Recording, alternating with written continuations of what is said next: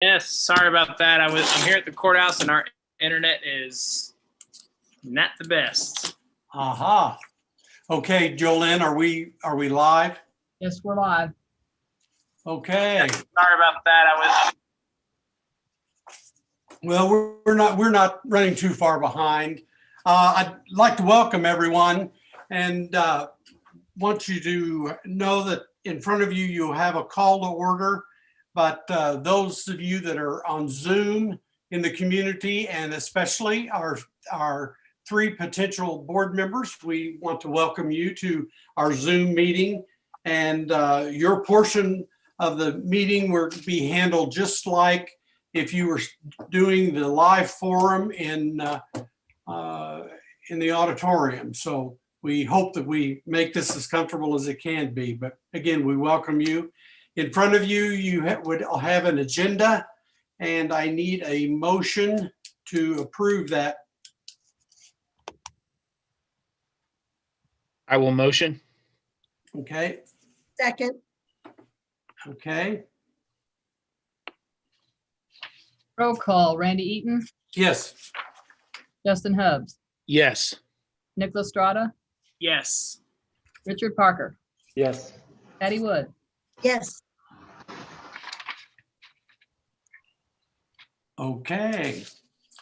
Jolene, do we have any citizens' comments? No, we do not. Okay.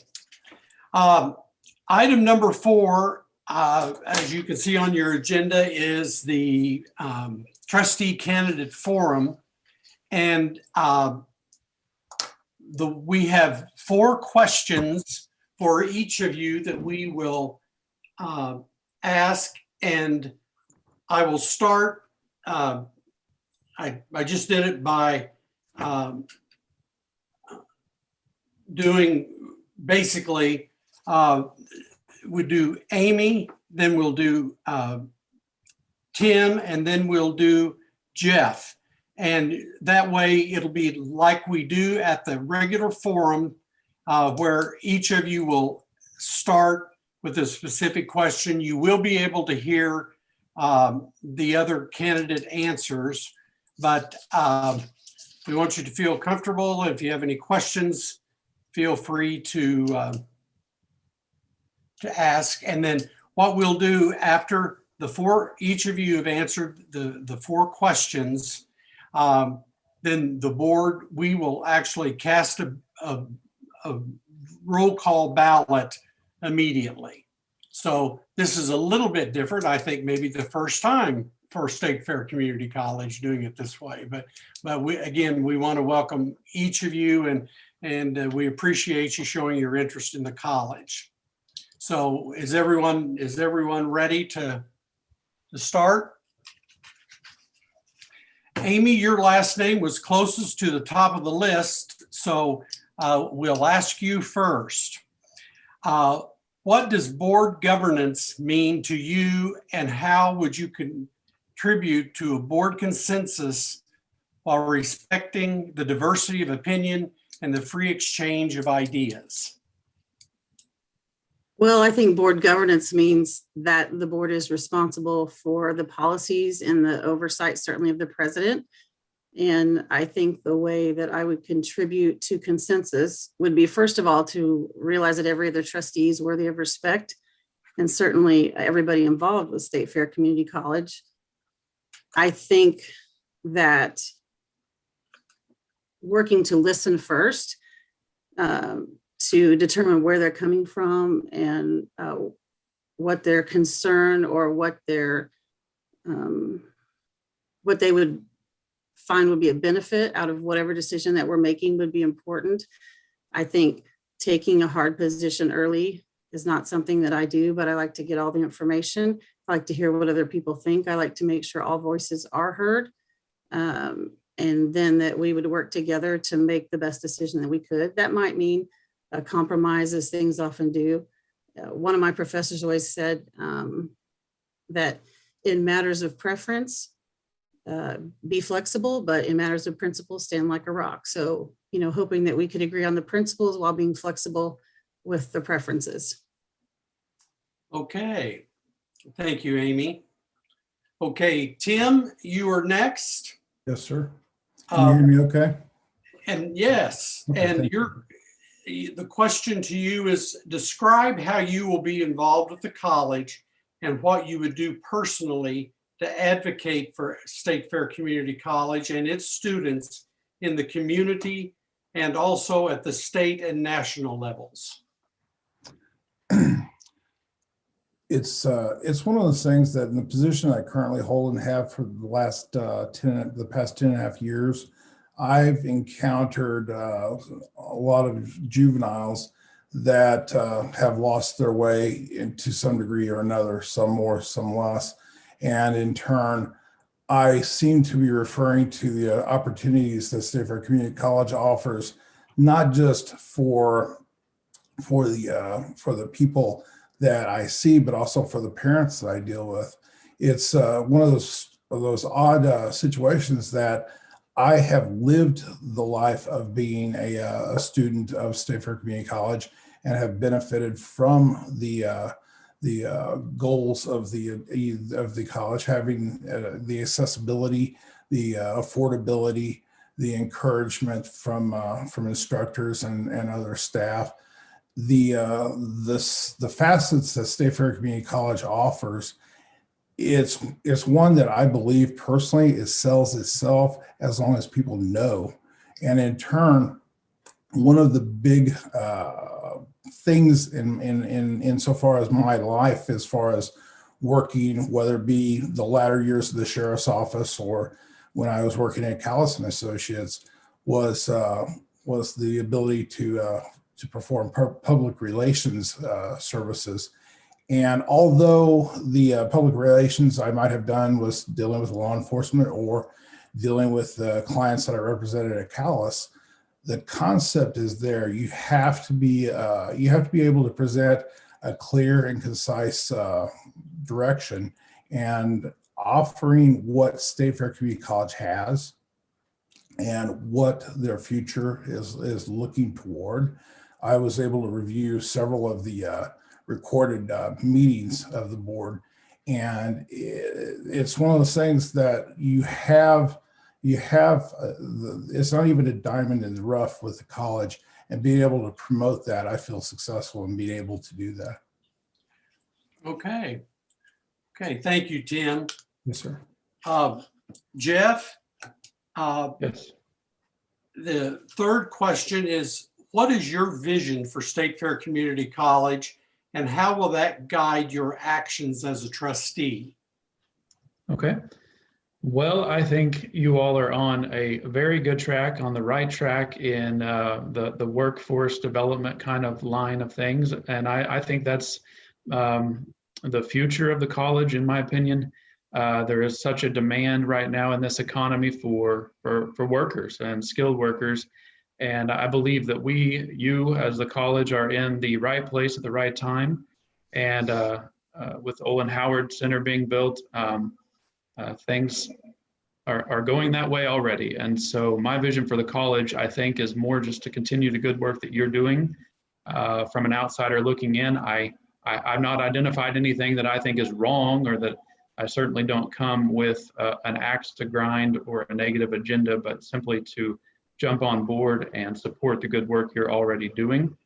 I think that the college serves this community and even this state, very well. And I'm excited to be a part of that. Okay. Thank you, Jeff. Okay, we've gone through one round of questions, and Tim, you're going to start the next round. All right, sir. What does the board governance mean to you, and how would you contribute to a board consensus while respecting diversity of opinion and the free exchange of ideas?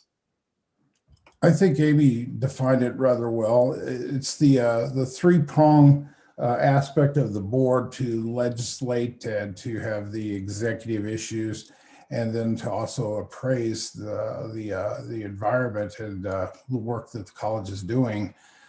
The governance, insofar as my definition pertaining to the Board of Trustees, would be to carry out those three rather complex, but at the same time rather simple duties and responsibilities. The key aspect in the world that I come from was one where you have people that you find that are good people, that are knowledgeable, that carry out their duties and responsibilities, and you let them do that. I think with Dr. Anderson, prime example. I remember listening to just one of the meetings where, although our funding, I believe, was down $10 million, if I remember correctly, 153 to 143. However, the percentage that she was able to turn around within the time span, I think it was from 2012 to current, was 10% as far as the work with the students. So as far as the governance concept of the board, it's to take the information that's provided to us by Dr. Anderson and the administrative staff at the college, and use whatever aspects, whatever fortes we have as individuals to sound out and to deliver a clear and concise objective that Dr. Anderson and her staff can then carry out. Okay, thank you, Tim. Jeff? Yes. Your second question will describe how you will be involved with the college and what would you do personally to advocate for State Fair Community College, both locally and at the state and national levels? Well, community involvement in general is kind of the story of our lives right now as young business owners. And we already support the college in whatever public activities are offered. And so it's a continuation of that, just amplified now that I would be in an official role as an ambassador to the community for the college. And so that's the local.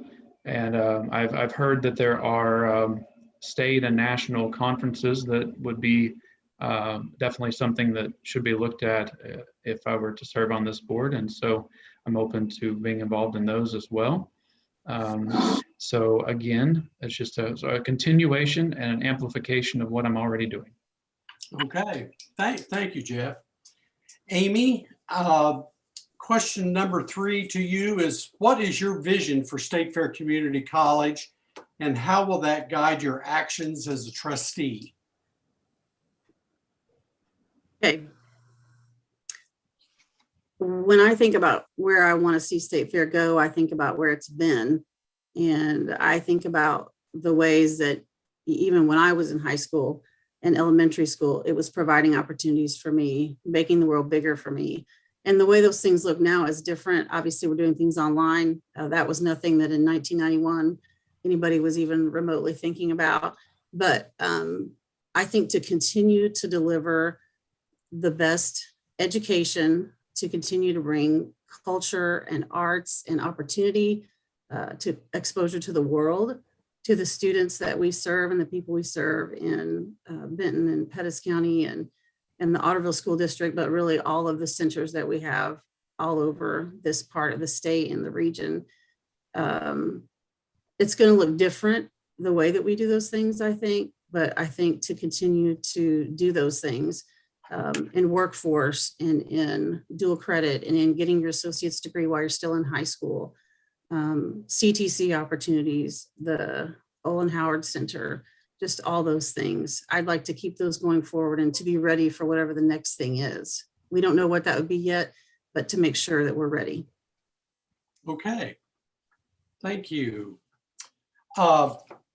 Jeff, it rolls around to you. You're back to question number 1. Okay. What does the board governance mean to you, and how would you contribute to a board consensus while respecting the diversity of opinion and the free exchange of ideas? Well, I know that I am one of the rest of you. I'm a part of a collective effort here. And as a person, I am much more of a listener than I am a talker. I think a lot. I think deeply. That can be a strength or that can be a weakness. But I do think things through. I like to listen to what others feel and what they say. And so, but I do know that at the end of the day, a decision has to be made. And I remember reading in the policies and even hearing Nick say it a couple weeks ago on the meeting is that tough decisions do have to be made. And I know that full well from being in business. So I would respect each and every opinion and voice, as I know that each of you would come to this board with an educated opinion, informed opinion, and so certainly would not be overbearing, but would do my part to contribute to a collective decision. Okay, thank you. Amy, you will be next. Describe how you will be involved with the college and what you would do personally to advocate for State Fair and its students in the community and also at the state and national levels. Well, obviously, I think serving on the Board of Trustees, I hope to do even more than some of the things that I've done in the past, like the 50th Celebration Committee, or working on the strategic plan, really to get involved with events that are happening. I'd like to do that more. I'd also, I sort of see myself as a connector. And so I would really like to connect people maybe who've never communicated or connected with State Fair Community College. I'd like to pull those two things together. So people who haven't really understood the benefit that State Fair is to our region, or understood the opportunities that exist there, in spite of all the many efforts that I know have been made to educate people about those things. I would like to bring that kind of awareness, or to people who thought maybe they don't understand what exists at State Fair for them. So maybe it's the classes they can audit as older folks, or maybe it's the museum, or maybe it's the opportunity to go and see college ball games very close to home. Maybe it's the opportunity for the summer camps and things that we all know about, but not everybody does. And so I think that's the thing I'd like to do. If I can go to state conferences or national conferences or reach out to connections that I have there, I would love to do that. I just think the more connected we are, the more we work together, the better this can be. Okay, thank you. And Tim, the question to you is, what is your vision for State Fair Community College, and how will that guide your actions as a trustee? That's a very good question. I think, in my opinion, I think I addressed that in the application that I submitted to the board. I had, again, firsthand experience with being young enough, old enough, I guess would be the words, that I went to the college, and it was still partially plywood U back then. That was of course, the tongue-in-cheek commentary and whatnot. And I had the chance to meet firsthand my counselor, Mr. Greer, and then I was able to meet my leader in my particular career, which was Foster McGuire. And the personal touch that those two have been brought to the table, I believe, is still there. You know, we have a college in our community now that isn't like it was when I went to school there. We're not dodging buckets, catching water because the roof leaks. We have a respectable, professional, great organization. And that is, again, as I said earlier, this is a huge facet for not only this community, but for 14 other counties that we represent. You know, the ability to go to school and to have it be available and affordable is just amazing. And it's one of those things that, although it's gone up since I was in school, is still affordable. It's still something that you can reach out, you can get an education. The school has impacted me from when I was a kid. My dad went to an evening trade school, and that allowed him to gainfully be employed as a machinist here at Gardner, Denver, and Sedalia. Huge impact on our family. The impact on myself, being able to transfer after my AA to Warrensburg and collect a Bachelor's of Science. My ability to have the opportunity for work experience when I was able to job shadow through State Fair Community College with the Sheriff's Office. Obviously my wife is an instructor at the school. My sister graduated with her LPN and with her RN from the school. I have several family members, some currently employed, some having past education through State Fair, some have degrees, some just had a couple of classes they wanted to go and better themselves. The availability that they offer, that the school offers, is just again, I can't stress how much I feel that this is something I've experienced and I want to share with people. I know others have been on that we're talking to today, have also attended, if not graduated from State Fair, but this has had such a direct impact in my life. It's one I can't put words to how important it is. Okay, thank you, Tim. Okay, our last question for each of you, and we'll start with Jeff. Is there any potential conflict of interest that would impact your actions as a trustee? No, none whatsoever. None whatsoever, okay. Tim, same question. Is there a potential conflict of interest that would impact your actions as a trustee? If you let them, there's thousands. If you were to, I mean, in the positions that I've had in my life, whether it be talking to you now as a candidate for trustee, obviously the first one that comes to mind is my wife's an employee. We have friends that we have dinner with and have shared time with that are also employees. So the ability to have a conflict is there 100%. Do you have the availability and the common sense and the law, the Missouri Ethics Commission, to in turn recuse yourself? 100%. Having been a law enforcement officer in this community for 23 years, there's a reason why when you graduate from the Highway Patrol Academy that you don't go back to the county you're from. They have a mandatory time you stay somewhere else before you're allowed to come back home, if you will. And that is because the Highway Patrol doesn't want to have conflicts for their officers dealing with people they went to school with. And having worked in the same community, I've lived here since I was 10 years old. I know some people in this community. So in turn, I know some good people and I know some not so good people.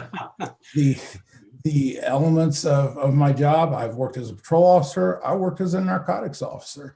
Have I been offered bribes? 100%. Yeah. Have I been offered other things? Yes. Do you want to risk your family? Do you want to risk your freedom? Do you want to risk your respect within your community because you're willing to go down that path? I chose not to. And in turn, the ability to recuse yourself is something I see every day where I work now for the judiciary. Although we're not judges, the employment that I have is through Judge Kaufman. Judge Kaufman, although he's elected by the voters of both Pettis and Cooper County, he has a boss as well. That's the Missouri Supreme Court. And they have operating rules and guidelines that we as juvenile officers have to follow. If this was a partisan election that we'll be looking at in 2 years, I could not participate because the rules of the court say we can't participate in partisan elections. So in turn, I've had to follow a set of rules that govern my activity, my actions, pretty much my entire adult life. And most of them are common sense. You know the difference between right and wrong. So to say that, no, I don't have any conflicts, there wouldn't be anything I'd come. Yeah, 100% there would be. However, you don't go down that path. You choose to do as the guidelines for the directives from the board say. You recuse yourself. I believe policy and regulation, what is it, 0343, I think it is, specifically covers that. Then, of course, you go into the Missouri Ethics Commission handbook and the rules and the laws regarding that. It's Missouri State Chapter 105. I ran for political office in 1994. Wasn't successful, but I lost by 902 votes. Side note. Anyway, I know what the Missouri Ethics Commission is about. I know the guidelines of what you have to do there as well. So this is not anything new. It's not anything that's going to make me do the Home Alone shocked look, but I do understand that you have to be diligent in what you do. Okay, thank you. Amy, you are the last here. Is there any potential conflict of interest that would impact your actions as a trustee? There is not. Okay, thank you.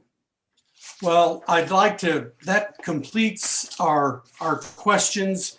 And to each of you, I would like to say how appreciative I am individually, but I know the other board members are so pleased that you have shown interest in the college, and whoever might be elected today, we wish them well, but hopefully that will not discourage the other two from showing interest in looking at maybe running next year or doing other things for the college. As you've all mentioned, the college plays a huge role in Central Missouri, and I think it's one that we can all be very proud of. And we hope that each of you will continue to be interested in whatever format that may be.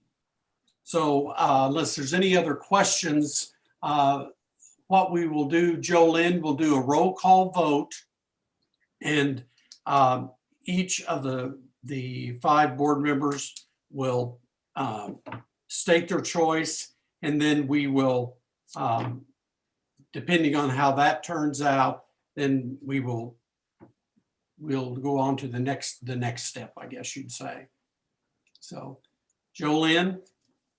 Okay, if everyone's ready, congratulations to everyone. Very nice forum. So Randy Eaton, Amy Brashears, Justin Hubbs, Jeff Page. Nick Lestrada, Carr.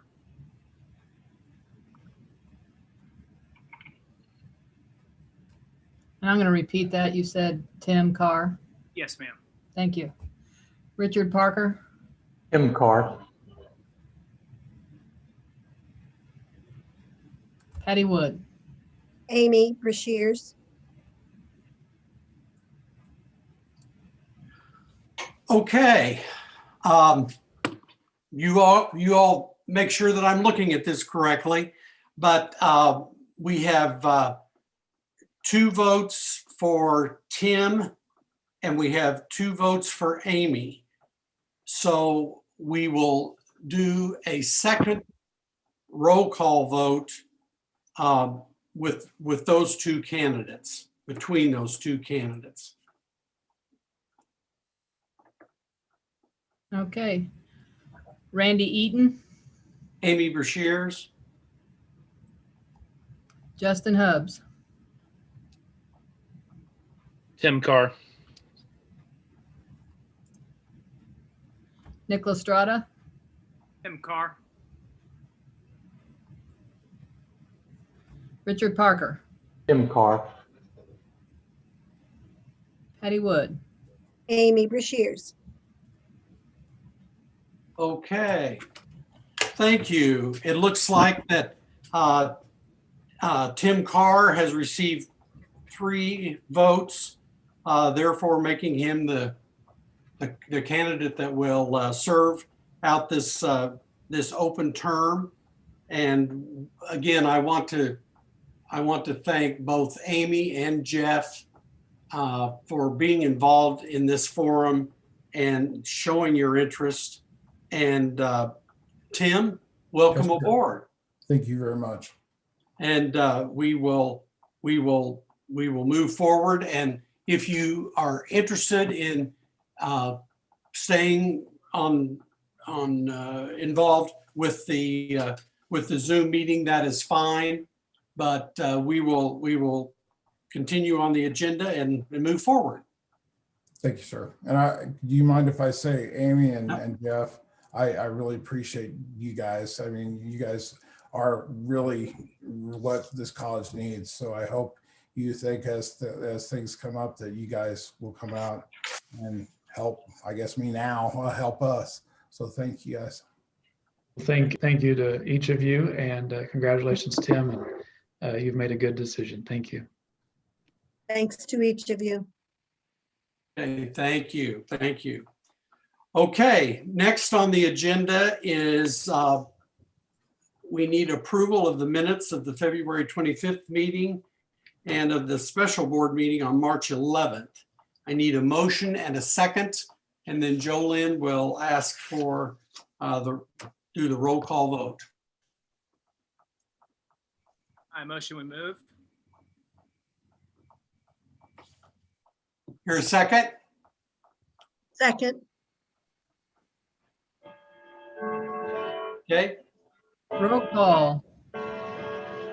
Randy Eaton, yes. Justin Hubbs, Yes. Nick Lestrada, Yes. Richard Parker, Yes. Patty Wood. yes, Okay, thank you.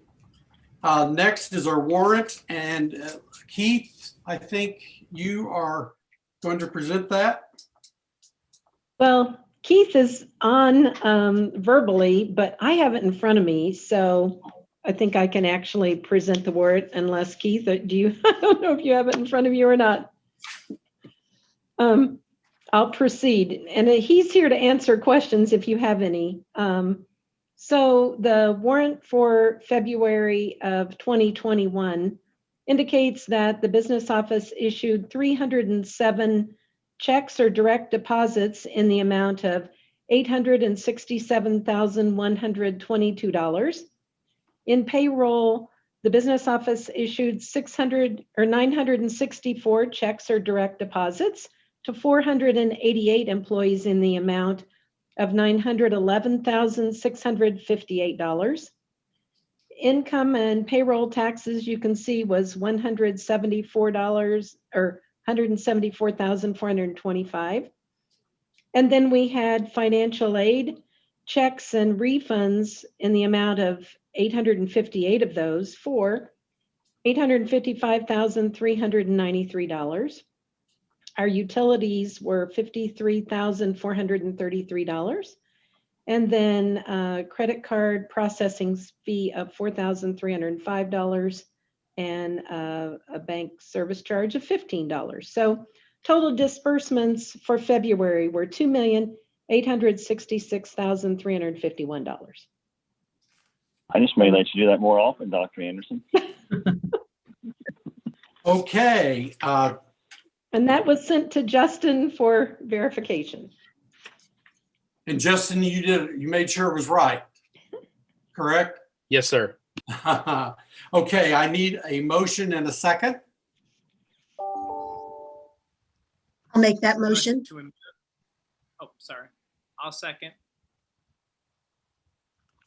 Roll Okay. call.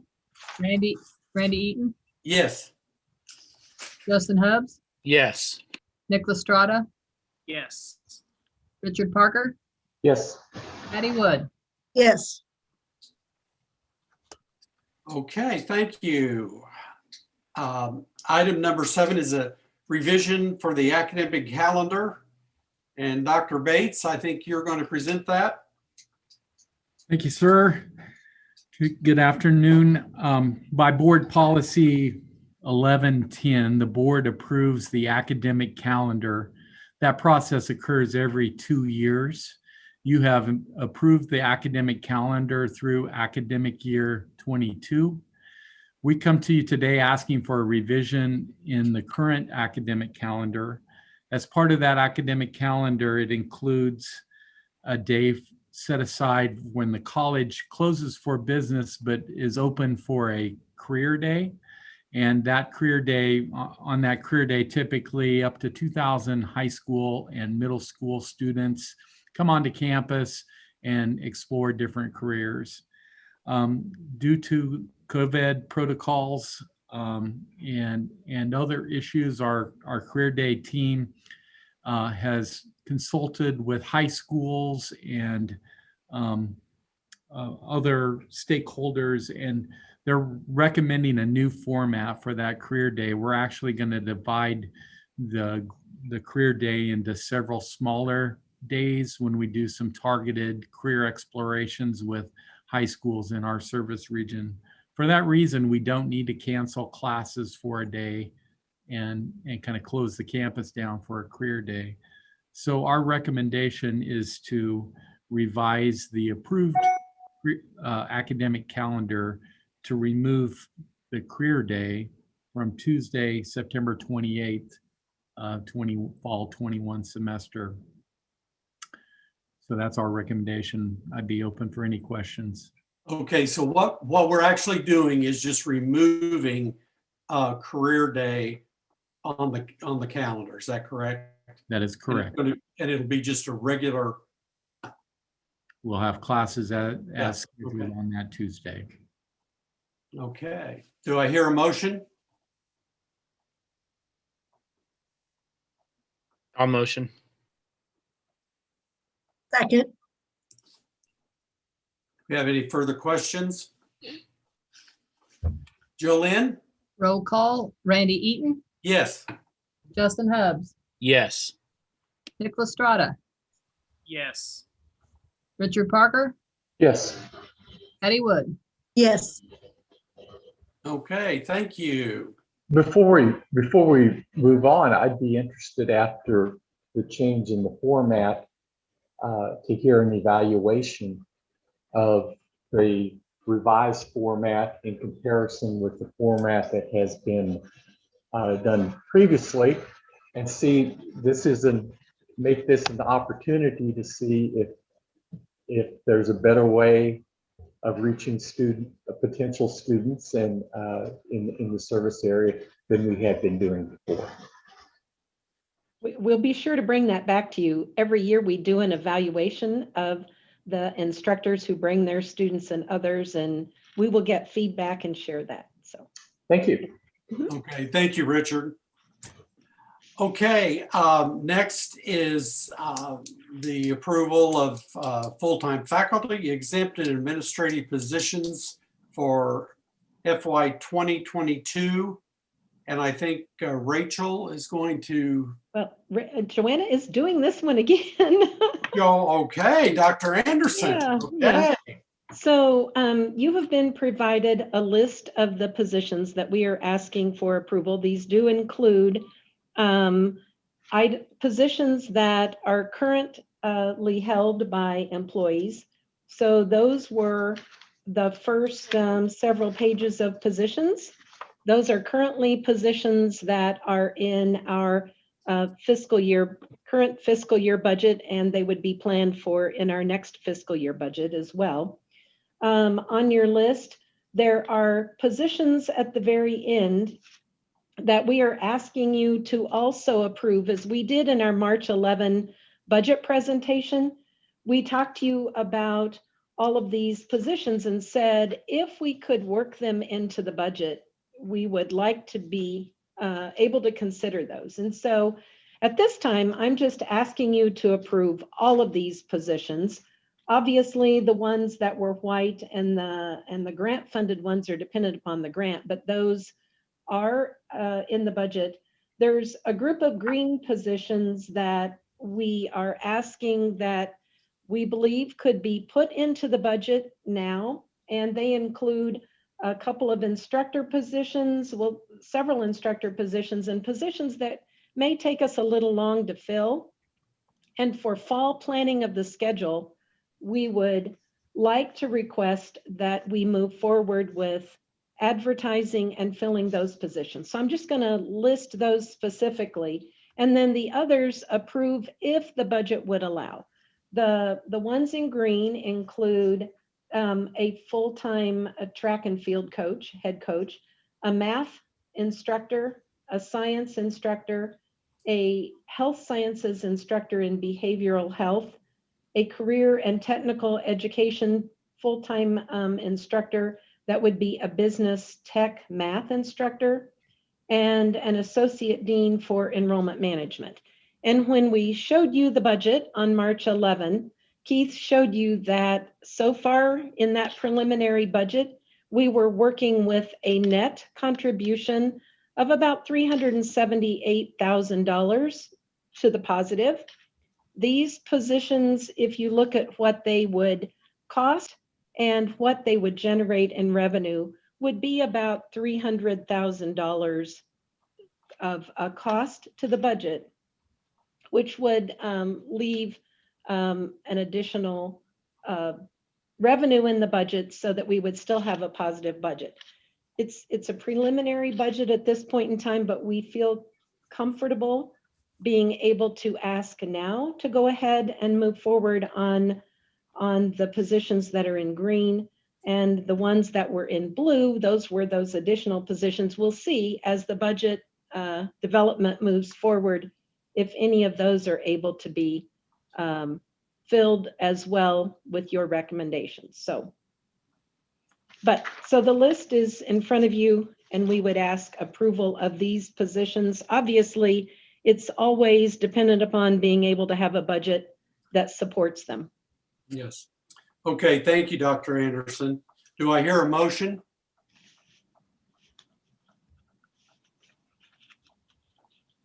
I'll make that motion. Then a second?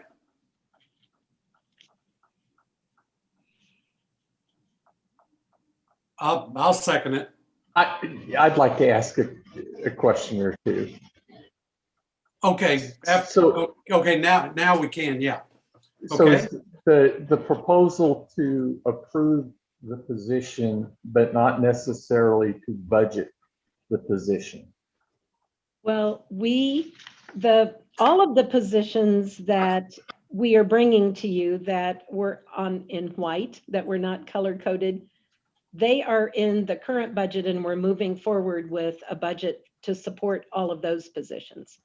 Also at the work session, we showed you that we have an anticipated revenue over expense next year in the preliminary budget for FY22 that could support the additional positions that I would recommend that we move forward in trying to fill. So for instance, those instructor positions, it makes a big difference if we can offer those courses with full-time instructors versus adjunct instructors in our fall schedule. And by knowing that now, we can move forward to work on filling those positions, which would impact our fall schedule. And the long and the short of it is, yes, if you say, okay, to move forward on the green as well, I'm comfortable that we can include those in the preliminary budget, and those will be developed in the budget as we move forward for FY22, that we would still bring to you a positive budget that would have more net revenue than expense. So those are 6 positions? Yes, that is Okay. correct.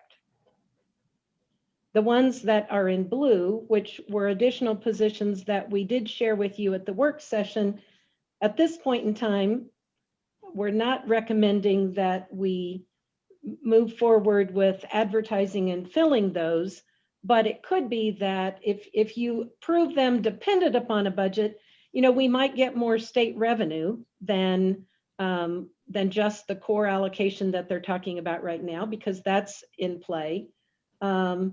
And that would be a big impact if we were to get some additional state revenue. So some of those positions we might be able to work into the budget as well. So there are 8 positions that the motion would approve, subject to them being ratified or authorized in subsequent budget activity.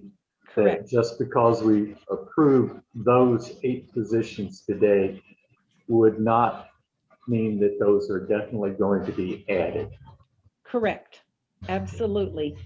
If approved as I'm recommending, you would give the green light to move forward on the positions, those 6 positions that are not currently in this year's budget, but that we are comfortable for sure including in next year's budget. And like I say, the science and math instructors are sometimes challenging, and it does make a big difference in our fall schedule if we know now that we, rather than wait until we, have further work on the budget and bring it back to you for a budget work session in April and May and the final budget approval in June. Okay, just wanted to clarify so that we knew precisely what the motion was and what the parameters we're working with. Well, thank you. You're welcome. Okay, any other questions? Jolynn? Randy Eaton, Yes.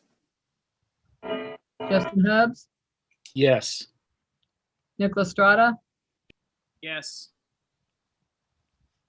Richard Parker, Patty Wood. Yes.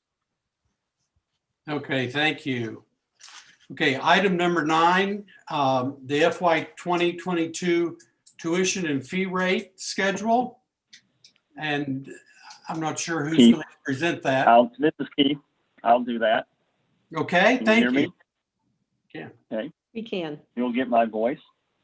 So for the fiscal year 2022, I'm actually thrilled to recommend to the Board of Trustees that we have no increase in either tuition or technology fee for the 2021-2022 academic year. I think coming out of the pandemic, coming out of some of the issues that our community that we serve has dealt with, we have made a stand that we want to keep those the same. We worked a budget right now with them the same and feel we can make that work. So for the 2021 to 2022 academic year, we recommend that in-district residents pay $117 per credit hour, no increase over the current year. Missouri residents, $175 per credit hour tuition, no increase. Non-Missouri residents, $237 per credit hour, no increase. Dual credit students are $79 per credit hour, no increase. And our technology fee of $20 per credit hour stays the same, no increase. Furthermore, our veterans benefits are covered by our veterans, primarily those at Whiteman Air Force Base. If they are not in district, their tuition is set at the Missouri approved resident rate. Again, so all these things be effective for the fall 2021 semester through summer 2022 semester. So, any questions, any thoughts, any comments? If not, I'll need a motion and a second. I'll motion. Is that Justin? Yes, sir. Thank you. I'll second. Randy, can I make a comment before you vote? Sure. I would tell the trustees that when we talked with College Council about priorities for this coming year, one of the things that we did talk about was keeping our tuition and fees flat, and especially, as Keith mentioned, coming out of this pandemic. So I applaud the efforts, and they often know this is, by keeping tuition and fees stable, it impacts the whole budget. But I really applaud our leadership team's efforts in working with the budget and everybody at the institution and recognizing that it's of value to do what we can to keep our costs as low as possible for our students. So That is so true, Dr. Anderson, and I know our students will certainly be appreciative of those efforts. I think also by taking this action, that makes the Keep State fair for prospective students as well, and coming off of a decline in enrollment, to be able to keep tuition and fees at the same level, I think will can help address the enrollment issue for the college as well. Okay, thank you. Okay, Jolynn? Roll call, Randy Eaton, Yes. Justin Hubbs, Yes. Nicholas Strata, Yes. Richard Parker, Patty Wood. Yes. Okay. Next is consideration of the Occupational Therapy Assistance Program. And Dr. Anderson or Keith? Yeah, I could keep. So in addition to the base tuition fees the college has, we participate in two programs that are under the auspices of the Missouri Health Professions Consortium. Those consortiums set the rates for those programs. The first of those is the Occupational Therapy Assistant Program. The rate that the Missouri Health Professions Consortium chargeback will be $196 per credit hour. They recommend and allow a 20% upcharge to the colleges to do this program.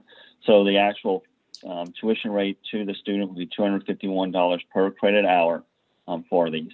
That's an increase, I believe, of approximately 3%. So it's recommended we accept the rate as set by the Missouri Professions Consortium.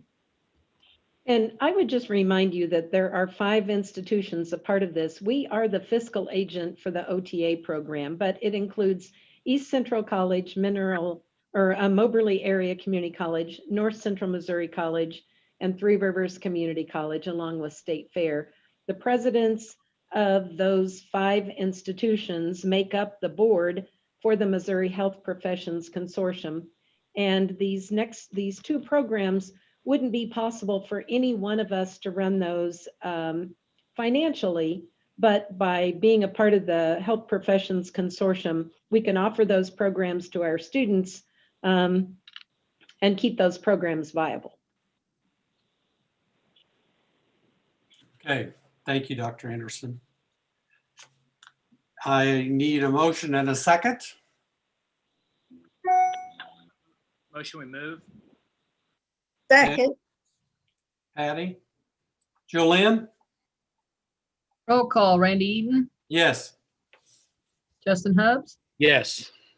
Nicholas Strata, Yes. Richard Parker, Yes. Patty Wood. Yes. Okay, thank you. Next is for the tuition program for the medical laboratory technician. Actually, for that program, the MHPC this year actually has set the fees for the next 3 years as part of their actions. So for the medical laboratory technician program for the coming year, 2021 through 2022, the chargeback fee is $245.86 per credit hour, and the tuition resulting out of that is $315 per credit hour. The following year, it will increase to $253.24 chargeback for a tuition fee of $324 per credit hour. And the year after that, it has been set at the chargeback at $260.84 for a tuition of $334 per credit hour.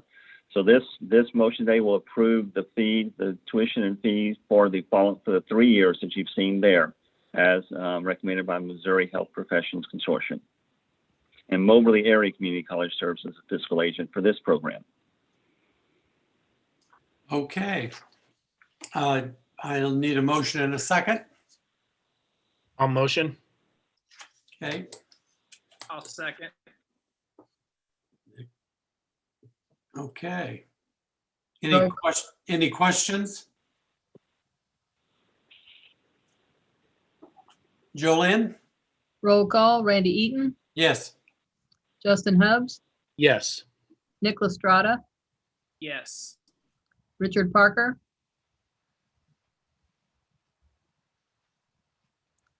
I couldn't hear Richard. Rick? Yes. Oh, sorry. And Patty Wood. Yes. Okay. Next, you'll see the COVID impact to our employees that we're proposing. And Dr. Anderson, are you going to speak to that? Yes, thank you very much. When we did the board work session on the budget on March 11, we talked to you about this, but today we are formally requesting that you authorize us to do a one-time COVID impact payment to our employees. You know, in this full year now that we've experienced COVID, our faculty have done amazing work to move courses online, to handle students both in class and out of class, to keep them learning and moving toward their career and degree completions. And our staff have gone above and beyond to make sure that services have been seamless. And there have been some truly amazing innovations that have occurred because of that. But all of this has been a tremendous impact to employees who are working at home in many cases. They've been innovative and responsive. And I just think that this is a recognition of that extraordinary effort and work. And I'm so proud of the employees that we have here at State Fair Community College. So we are requesting that we do a $750 gross impact payment to all full-time employees that are employed as of March 15th, 2021, and that we do a $100 gross impact payment to all adjunct instructors and permanent part-time employees who were employed during the spring term of 2021 during this semester. And that will be determined by our Executive Director of Human Resources. The total budget for this payment is $251,320. And the funding source is that unbudgeted general revenue that we didn't budget, but we got from the state funds, and better than what we had budgeted for as far as enrollment tuition. Okay. We need a motion and a second for that. Motion move.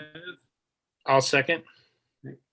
Justin, and I would just like to comment along with Dr. Anderson on behalf of the board that we so appreciate all of the employees at whatever level they are, and how they all have worked in this very unusual year. It's been very trying, and I know it's not been easy, and of course it's been the first time that any of us have been through that. But to all of our employees, the Board of Trustees, thank you for your efforts and working on behalf of the students. So thank you very much. Jolynn, the roll call vote? Randy Eaton, Yes. Justin Hubbs, Yes. Nick Lestrada, Yes. Richard Parker, Patty Wood, Well, I am in favor of this payment. At this time, my daughter-in-law is an adjunct instructor, so I must abstain on this vote. Okay, we will accept that, Patty. Okay, thank you, everyone. Okay, Dr. Anderson, the discussion about the Lamb House. Yeah, thank you very much. I think that all of you know that the Lamb House here was on land that the college acquired, the 127 acres. It was built and lived in by Henry Lamb and his wife, and it has served many purposes while the college has owned that house. Everything from most recently is just storage to we used it as a residence facility and offices at one point in time. A few weeks past, our facilities folks found that the basement was full of water, and in fact, 6 to 7 feet full of water. And it was pumped out, and the house is sitting there okay. But we are asking that you approve today that it be demolished. We're not exactly 100% certain how that's going to occur yet. We've talked about several ways to do that, either put it out for bid to see if there's anybody interested in taking it or moving it. Our facilities crew has also discussed being able to have that as a summer project and removing, we have the equipment, and demolishing it with our own labor. So we may do that. Obviously, we want to take it down as economically and as safely as possible. That's the goal. It was in our master plan to remove the Lamb House.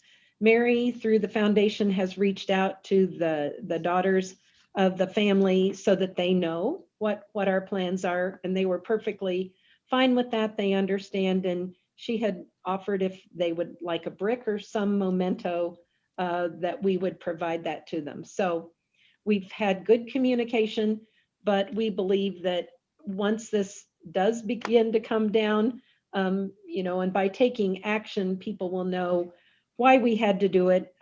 It's not a house that is in a way that we can use it now. There were a lot of things stored in it, so I want to give recognition to our facilities crew and those who moved them. We had motorcycles there for our motorcycle training class. Those have been moved. There was soccer field equipment and uniforms, baseball uniforms. We have a ton of Christmas decor because of Jingle on the Green, and that was all moved, and residence hall furniture and some other odds and ends. So all of that has been moved out of the house and safely taken care of. And at this point in time, we are recommending that you approve a request for the future demolition of the Lamb House due to its deteriorating conditions. Okay, thank you, Dr. Anderson. Do I hear a motion in a second? I'll make that motion, even though we hate to see that landmark go. I see that it is definitely something that has to be done. Do you hear a second? I'll second. Okay. Jolynn? Roll call, Randy Eaton, Yes. Justin Hubbs, Yes. Nick Lestrada, Yes. Richard Parker, Yes. Patty Wood. Yes. Okay, Dr. Anderson? Well, I'm going to make my report brief tonight. I thought the meeting might go a little longer with the candidates, but I do want to say, and I know Tim, you're still on, and Amy and Jeff, what a pleasure to hear how you have a passion for serving State Fair Community College. And I look forward to working with you, Tim, in the future. You're going to be sworn in at the regular April meeting, but also the other two opportunities may come in the future, and we're blessed with many great applicants. So that says a lot for our institution. Thank you. Mary and I continue to do presentations about the Olin Howard Workforce Innovation Center and our capital campaign. Today we were at Kiwanis, and we over spring break had a meeting with a good sized group of farmers from the Green Ridge area. Steve Ellenbrock facilitated that meeting, and it was a really good one. Wanted you to know that our commencement is an in-person commencement. It's Friday, May 14th at 1 p.m. for health sciences and at 7 p.m. for our general commencement. Jolynn is going to talk to you about your commencement apparel, just to make sure that we have it, since Justin, you and Richard haven't been through one of our commencements in formal regalia yet. So we want to make sure we have that for you. Another thing I would like to say is that we did have one of our softball players who was the NJCAA Division I Softball Player of the Week, Alexis Gilliland. And we're always proud when our student athletes get recognized for their talent on the field, and she was recently recognized as such. I also want you to know that tonight at the Chamber banquet, they are recognizing the work of entities that have dealt with COVID throughout this year. And I just want to give a special recognition to Dr. Brent Bates, who has guided our COVID response team. Our team continues to meet weekly. And as you know, a year ago, we met pretty much all of spring break. We met twice a week for quite some time. And now we continue to meet weekly and bring up issues of what's happening with new regulations, how are immunizations going, and I just want you to know that that work continues. We don't always tell you about it, but and Dr. Bates, I know you're not showing your face, but truly he has led a tremendous effort, and so he's going to be there tonight along with Justin O'Neill, because our facilities folks, we have a great table of folks from throughout our institution who have been instrumental in us mitigating the impact of COVID to our employees and our students. So a big shout out and a thank you to them. And we're glad to participate with the chamber. That would be my report. Are the graduation dates again, Joanne? Yeah, it's Friday, May 14th at 1 p.m. in the afternoon for the health sciences commencement, 7 p.m. for the general commencement, and students are limited on tickets for social distancing and mask requirements, and you may or may not be seated on the stage. We will have room, so we will need you. We're lining our employees kind of around the edge, that the faculty and staff that would be participating, but we'll make sure that we have a spot for you. And then the Are adult, both of those going to be at Matheson? oh yes, they are. They're at the Mathewson Center. Ordinarily, the health science commencement is in the multipurpose center, but it's going to be in the Mathewson as well. And then the adult education and literacy commencement is at 10 o'clock on May 15, the following day. And I just tell you that you're not expected to wear any regalia, and if you come, it's just to be there in the audience. So. Okay. Okay, thank you. Okay, Keith, are you still there? Okay, our financial report. I'm here. Thank you. I'll refer you to table F1 in your packet. As you see, as we've talked about past, our actual tuition and fees, which is the bulk of our revenue, is pacing, as it has been, about 1.3 below prior year. That was expected at the beginning of the year, and continue there, actually, and is slightly ahead of budget. So I expect that number in the end will be slightly higher than the budget as well. As you can see here, we talked in last month that some of our property taxes had not quite made it in. You see here they've caught up with that, and actually their pace of collection is a little bit ahead of last year. So that's good. So overall, our collections of our revenues are approximately where we expect them to be at this point in time.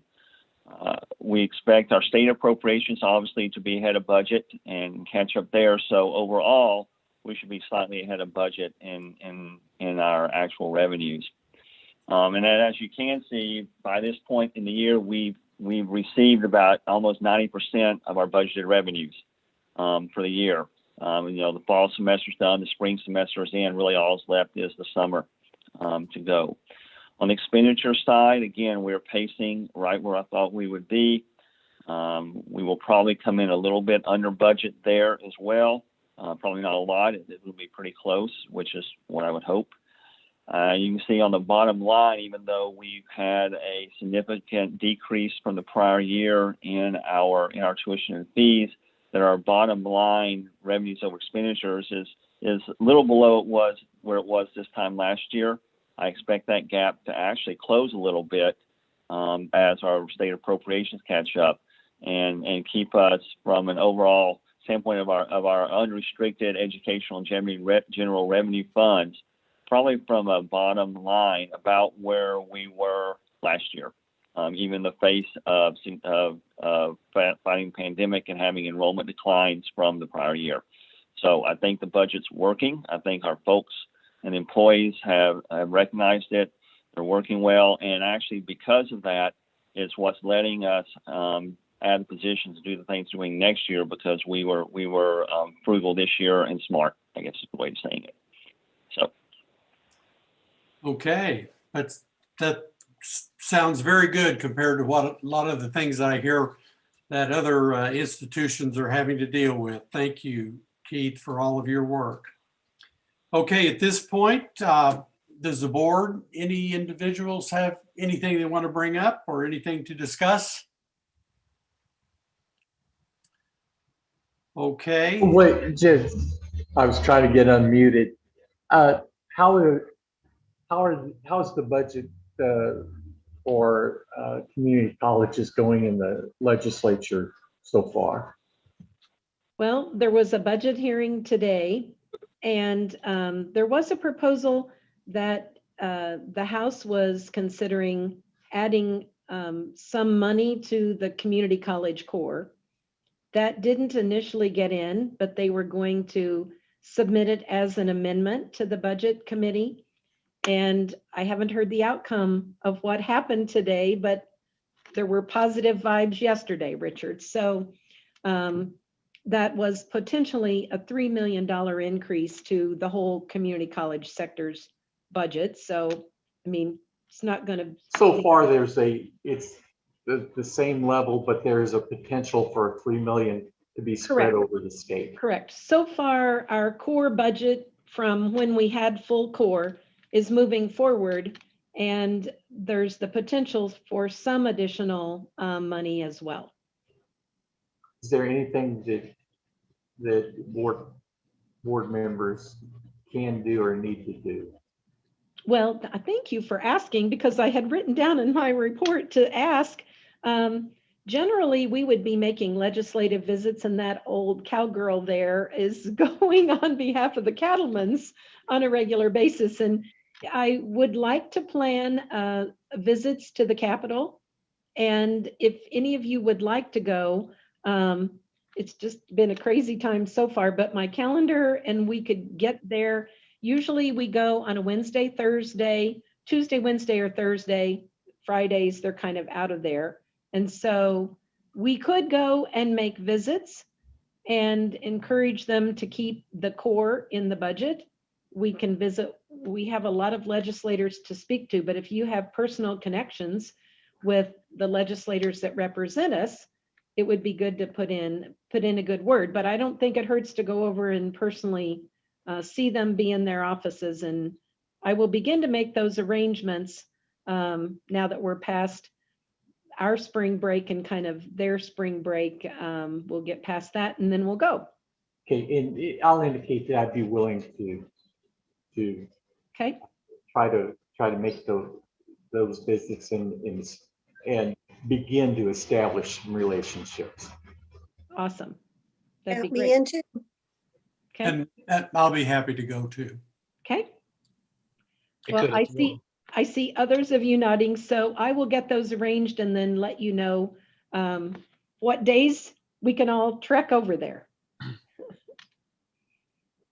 Okay, thank you. Hey, Randy, while Yes. we're talking board discussion, are we continuing Zoom meetings, or is there a point where we're going to return to in person? Have we talked about that anymore? Yes, Dr. Anderson and I have talked about that, and I think our plan is for the April meeting to go back to in person unless the numbers change significantly. Yeah, I think Jolynn, we checked to, you want to go ahead, Jolynn? We checked with the Thompson Conference Center to see if we could get back in there. At this point, they do believe that the classes will be over by the time, and they'll have time to reset it for the board meeting. So we anticipate, unless, a class issue comes up, that we should be able to get back into the Thompson Conference Center on the 22nd. Okay, Excellent. And will we be able to still provide that via YouTube for faculty and staff and community, or? We will try to do that. I know there's new technology in there, and we'll make sure we try it out ahead of time. All of our classrooms in that center are Zoom enabled, so absolutely. It amazes me how many citizens and faculty watch it on the YouTube now that they have access. That's easier for them than going. So Yeah, that's a huge benefit. yeah, it is. okay. At this point, we need to have a request to go into closed session. And it's for personnel reasons. Actually, yeah, all of those items, well, B and C. Okay. Okay. Do I hear a motion? I'll motion. Second. Jolynn? Randy Eaton, Yes. Justin Hubbs, Yes. Nick Lestrada, Yes. Richard Parker? I'm sorry, I didn't hear you, Richard. He's on mute. Yes. And Patty Wood? Yes, Okay, and make note that our next regular meeting is on April 22nd. And we're hoping that that will be in person. So I will need a motion to adjourn our regular meeting, and then we'll go into closed session. A motion we move? second, Roll Okay. call, Randy Eaton, Yes. Justin Hubbs, Yes. Nick Estrada, Yes. Richard Parker, Yes. and Patty Wood. yes. Okay, See you shortly. we need to go out and we'll come right back in.